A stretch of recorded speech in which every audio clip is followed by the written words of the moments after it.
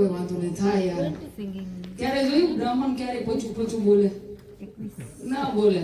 હવે જેનો વંશ 21 વાર દુનિયા જીતીને જેને દાનમાં દઈ દીધી એવા પરશુરામ દાદાથી ચાલુ થતો હોય, ઈ બ્રાહ્મણ ક્યારે પોચું પોચું ના બોલે. ત્યાં સીડી ડણક જ હોય સાહેબ. તો આપણે જોઈ લઈએ એકવાર. તો લાઈક આપણે પહેલા જ મેં કરાવડાવ્યું, પણ સિંહની ડણક કેવી આજે લગભગ બધા બ્રાહ્મણ સિંહ જ હોય. તો એકવાર જોઈ લઈએ મારી યાર બધા. ઠીક છે?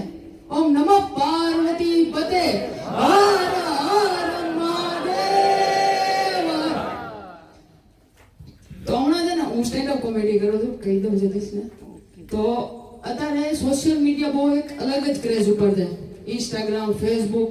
તો આ બધા સોશિયલ પ્લેટફોર્મ ઉપર છે ને 5 પ્રકારના માણસો હોય. લાઈક એક સંસ્કારી હોય, એક માફિયા ટાઈપ હોય, એક દિલ ભાંગલા હોય, અને 5મી કેટેગરી ઉપર આપણે જાશું આગળ.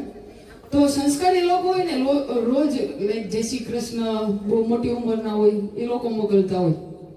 માફિયા લોકોનું કેવું હોય કે દેવાય ખવડના લાઈક મોરે મોરો આપી દેવો, ફલાણું ફલાણું, એવા સ્ટેટસ મૂકતા હોય. દિલ ભાંગલાનું તો અલગ જ સેગમેન્ટ હોય સાહેબ.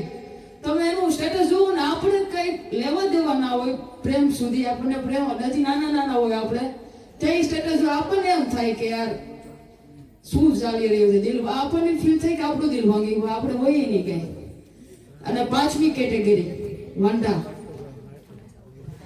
વાંઢા માટેના ગુજરાતીમાં 2 શબ્દ છે, એક અપરિણિત, એક વાંઢા. હવે અપરિણિત કોને કહેવાય? કે જેની આગળ હોપ હોય કે આગળ આપણું ક્યાંક ગોઠવાઈ જશે. વાંઢા કોને કહેવાય?